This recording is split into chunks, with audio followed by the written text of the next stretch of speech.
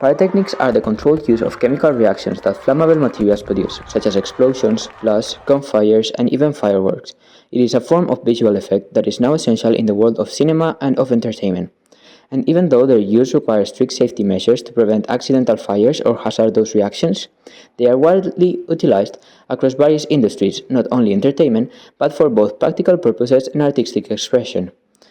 Its origins dates back to the 11th century in China, where pyrotechnics were basically fireworks used for cultural purposes such as ward of spirits during religious ceremonies. However, as their potential became evident, they were soon adapted for battle, leading to their spreading through other countries. From this point, they started to evolve, to slowly develop their technique, finding them new purposes and utilities until finally they landed in the industry of entertainment. Pyrotechnics started appearing in cinema by the end of the 19th and beginning of the 20th century, thanks to the father of special effects, George Méliès. Despite these effects being of a way smaller scale than the ones used nowadays, Méliès was able to create small explosions or collisions through the use of pyrotechnics. For it, he used his previous knowledge on theatrical pyrotechnics and applied it to filmmaking to create smoke or sparks through friction. A clear example of this can be seen in his most famous work, Trip to the Moon from 1902, where small explosives, which form sparks and smoke, are regularly used to add realism, such as when the cannon is shot, or a more fantastic atmosphere, like when the aliens vanish. However, Méliès wasn't the only pioneer in the area. At the time, soon after, D.W. Griffith would appear, who rather than inventing new techniques, developed and enhanced pre-existing ones. Despite nowadays being judged on his highly controversial political views, the truth is that his accomplishments in terms of pyrotechnics were an incredible demonstration of special effect. In the early years of cinema, his most impressive film in terms of pyrotechnics was The Birth of a Nation, 1915, which depicts the story of two brothers and their friends during the Civil War and the effect of such conflict in their relationship. Due to it being a war movie, pyrotechnics played an important role in filling gaps in the action and created believable scenes. Unlike Méliès's explosions, Griffin's looked bigger and lasted longer. During the 1920s and especially the 30s, pyrotechnics evolved much more. It became more refined, more controlled, and more numerous than in earlier years. They were enhanced especially thanks to the arrival of sound to the industry, which allowed pyrotechnics to become more dramatic, as the effect could now be accompanied by realistic explosion sounds. Fire and explosion scenes became more immersive. Some movies that did this was, for example, Hell's Angel from 1930, which was one of the first films to combine pyrotechnics with synchronous sound, and it included explosive dogfights and large explosions accompanied by realistic sound effects. Similarly, King Kong did a similar thing in terms of gunfires and crashes. Another important work at the time was Metropolis. In terms of pyrotechnics and special effect, it showed huge explosions that were a huge enhancement since Méliès's times. The early years of the 40s decade were not promising for the American film industry, especially following the late 1941 attack on Pearl Harbor by the Japanese, and the resultant loss of foreign markets. However, Hollywood films production rebounded and reached its profitable peak of efficiency from 1943 to 1946, a full decade and more after the rise of sound film production, now that the technical challenges of the early 30s sound era were far behind. Advances in film technology, sound recording, lighting, special effects, cinematography, and use of color meant that films were more watchable and modern. In these years, the film noir musicians and war films were gaining popularity, and with it more technology developed to recreate pyrotechnics effects in cinema. After the United States entered the war in 1941, Hollywood began to mass-produce war films. Many of the American war films in the early 1940s were designed to celebrate American unity and demonize the enemy.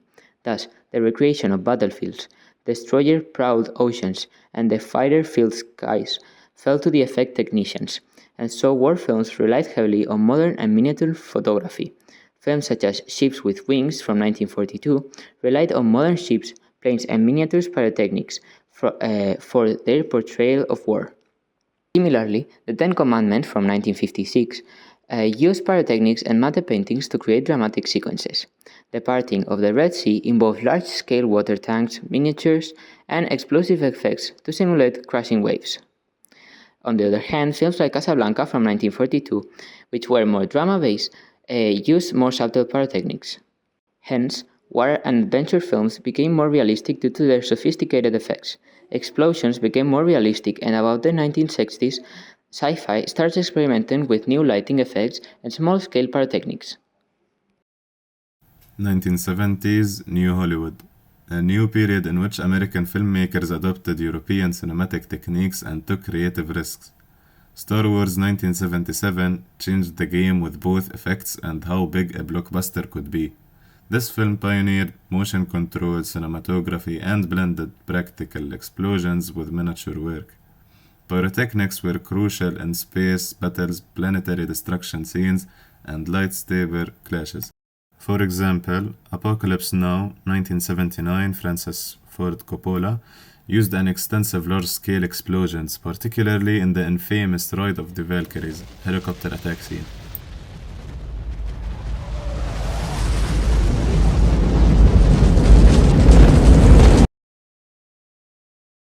The 1980s and 1990s saw an increase in large-scale explosions and practical effects, particularly in action and science fiction genres. The films mentioned evolved visual effects by combining CGI with elaborate pyrotechnic sequences.